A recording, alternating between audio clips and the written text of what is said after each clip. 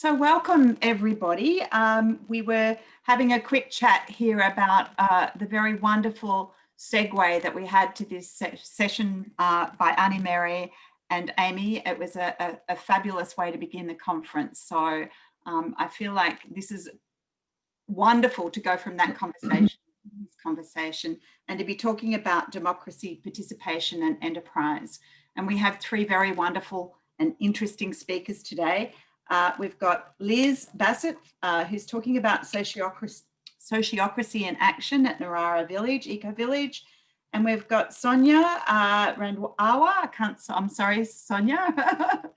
Randhawa, and talking about democracy reimagined, experiments in deliberation around the world.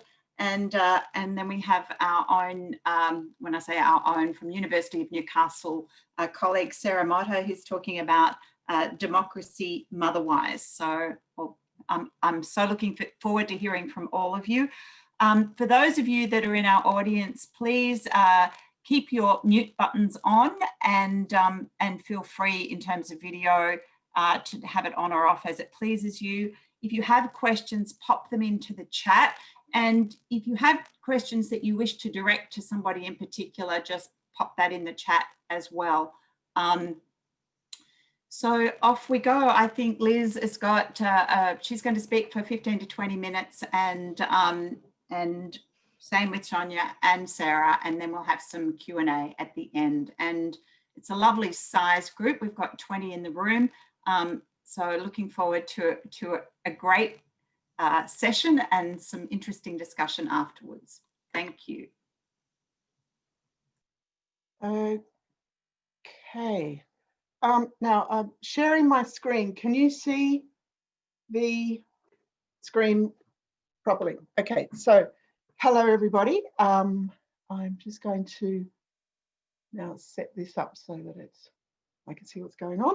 I'd like to start by acknowledging the traditional owners and caretakers of the land on which we all are currently, and acknowledging, paying your respects to elders past, present and future, and also to acknowledge that the land was never ceded. This presentation, which somebody has optimistically said will be 15 to 20 minutes, so I think I'm going to end up speaking quite quickly, is Sociocracy in Action at Narara Eco Village. I've got quite a few slides. Unfortunately, some of them are quite wordy, but we can make them all available later if you want to. I'm going to just start by very quickly introducing the idea of sociocracy. Then I'm going to introduce the Eco Village, and then I'm going to just talk about how those two things correspond to each other. And here I'm a little bit nervous. So we'll see how we go. Sociocracy is a set of principles and practices for shared decision-making in organisations, and they have a number of different elements, and here are some of them. Distributed power. Those people who do the work make the decisions, and the way that works is that groups have specific aims and they have authority to act within those aims, which we call domains. There's also equivalence, which is an important feature in which people work together in circles and they have equal power. And one way to do that is through the use of rounds, where people take turns speaking, they do not interrupt each other, and it gives them a chance to listen. And it gives a chance for people who don't like competitive speaking to be heard. And also all people in the circle that makes the decisions are responsible for those decisions. Another feature is transparency, which requires open communication. And structurally in sociocracy, there's something called double linking, in which if you have a parent circle with a child circle, two people sit on both of those circles. That might not make a lot of sense to you, but it works quite a lot. Sociocracy is a bit like a combination of Quaker and cybernetics. It's quite interesting. And then there is consent decision making. And this is as opposed to consensus and as opposed to democracy. Democracy says 51% is fine, even if 49% say no. Consensus says everybody's got to totally agree. This says consent has a much lower bar. It does want everybody in the room to agree, but there's a bit of a slogan in Sociocracy called good enough for now, safe enough to try. Can you live with it for now? We don't expect perfection, but we do seek perfectibility. So that leads to the last element there, which is continuous learning and feedback and review. It's iterative. We see it as an iterative process.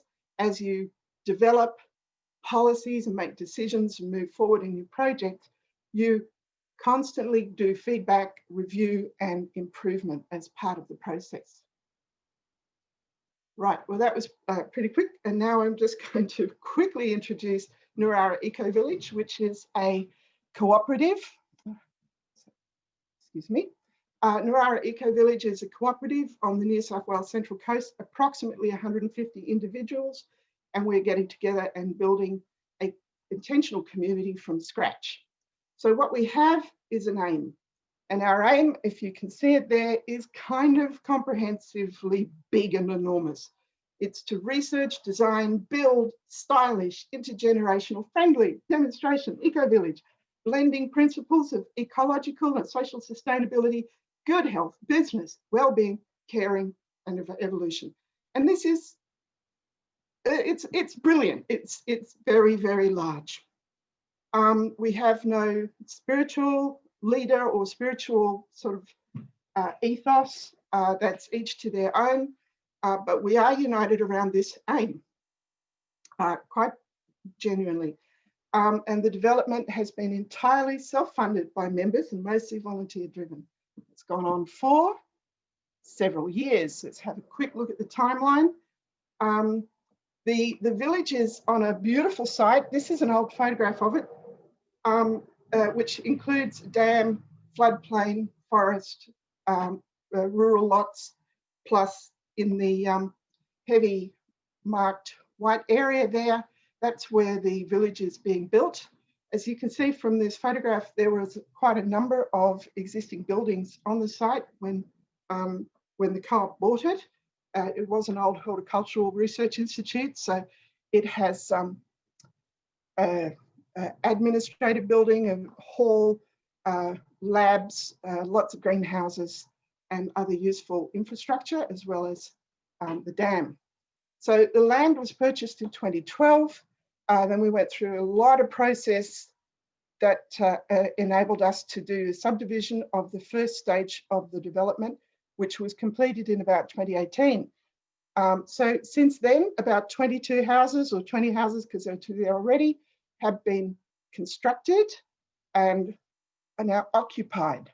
There are also quite a number of others that are under construction, and there's also something called a cluster unit of 18, like a townhouse development, 18 units that will soon be occupied as well. So what this sort of tells you is that we planned this for many, many years before people even could live on the site. So what we were doing was building a community while we were preparing the infrastructure and the land for a village to come and live there. And now we're in that process of converting into an actual place where people live. So what holds us together? Well, shared purpose and shared work. The village members participate and continue to do so in the design, planning, and ongoing management of the village. We have a mix of paid contractors, consultants, external consultants, and volunteers. And we have relied, therefore, on maintaining very high levels of engagement, trust, and enthusiasm among volunteers, as well as a willingness to lay out quite a lot of money, because it is entirely self-funded. So that's just a very quick intro to the village. So how do we compare in these elements of sociocracy that I introduced before? Distributed power, equivalence, transparency, consent decision-making, and continuous learning. So let's start by looking at distributed power. We have an organisation structure that consists of the co-op board and 5 teams. Each team is responsible for their part of the aim of the village, which you remember is very, very broad, big aim. So we've divided this into these 5 different teams. They are community business support team, because we would like to have an economic capacity as well, a land team, facilities, infrastructure projects, and village services. And each one of those groups operates as a circle. So they have that circle infrastructure. They have an area of authority. They have their domain within which they operate. And they're also double linked to the steering circle. The steering circle is also structurally a general circle. And this allows everybody to know what everyone else is doing. So double linking, to repeat, is, I didn't really make it clear the first time, but double linking is where you have 2 people on both of the circles. So there are 2 people from the board on the steering circle, 2 people from community on the steering circle. And this allows, and those people are full members of both of those circles. And this allows for very clear communication between circles. And each of those big circle teams, including the board, has their own working groups. They have working groups that do a whole range of different actual work and make additional policies. So this is just, you know, the inside of our organisation chart. It just keeps flowering outwards. We call it the flower diagram. And so to the next element, equivalence. And this one is all voices heard. And this is really within the circle. So it's more to do with the meeting practices. We make decisions in circles. This is largely true. Circles have facilitators. So we routinely have a facilitator and a secretary in every meeting. And we use rounds. In other words, we take turns speaking and everybody shuts up while someone else is speaking. And I did have to put in brackets there that sometimes we do forget. And that certainly happens often enough. But it's a strong principle and ethos in the village. So anyone says, oh, we need a round, everyone goes, oh, okay, we'll be good now. Okay, so the thing about rounds and this equivalence is it requires a willingness to listen, and it also requires a willingness to speak. Now, speaking is more of a challenge for some people than others, especially in large groups. So every now and then we do get a bit of feedback, should we say, from people who are not comfortable with the sort of level of courage, persistence required to sometimes speak out in a large group, especially if what they're saying is, I don't agree with what you're talking about.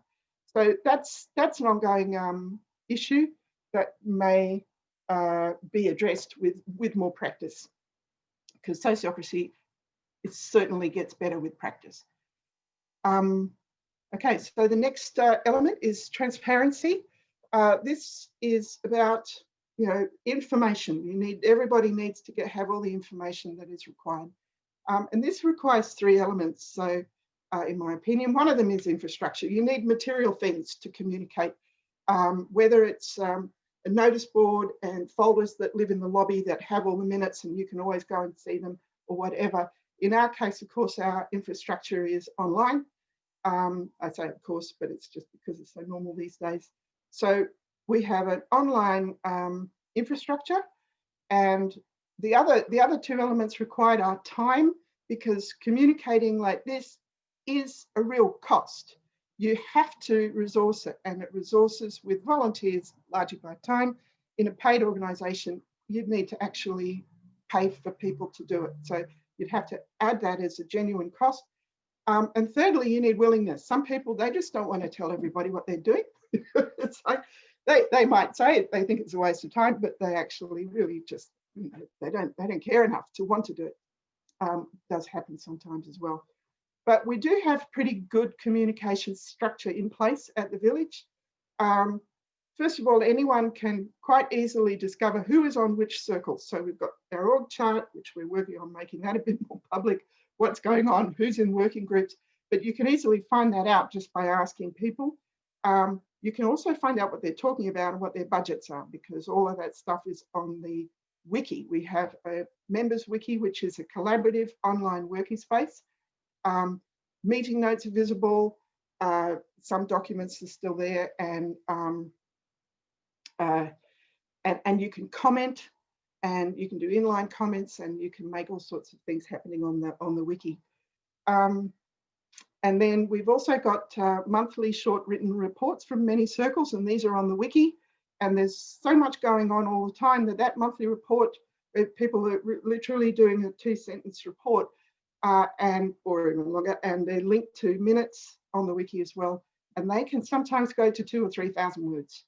Just all of these reports is quite exciting. You can find out what's going on. We also have a proper financial report with accountants every month.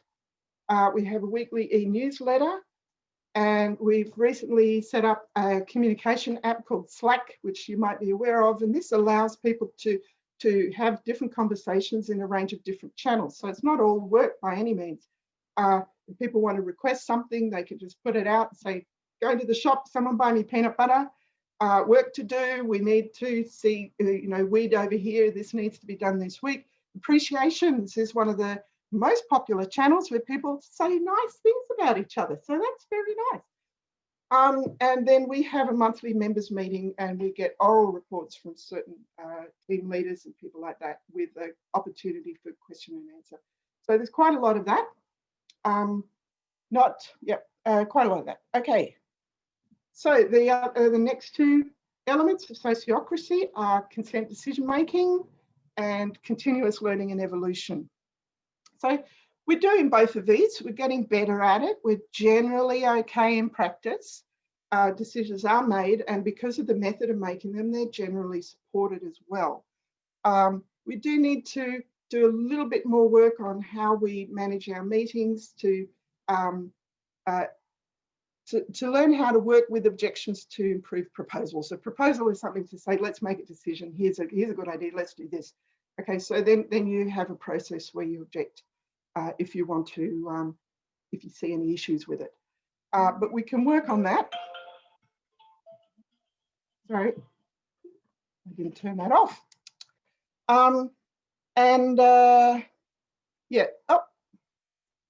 And then we have continuous learning and evolution, which is we're generally we're generally okay at it, and we do need to practice a lot and get better at it. And there are some groups within the Eco Village, in particular the Steering Circle, which has had a lot of experience with sociocracy, and they apparently have great meetings. So I really need to start fishbowling again, because you can go and watch these meetings if you want to, of the Steering Circle and the board meetings.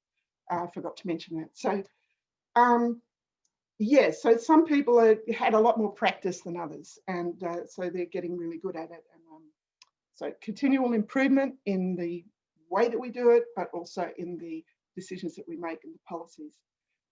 Now I'll just look at the next slide. Now this is, you can see, is a lot of text, and I'm not going to read it all out. So if you want to, you can either get the PowerPoint later or do a quick screenshot, which is what I tend to do when I'm in Zoom meetings.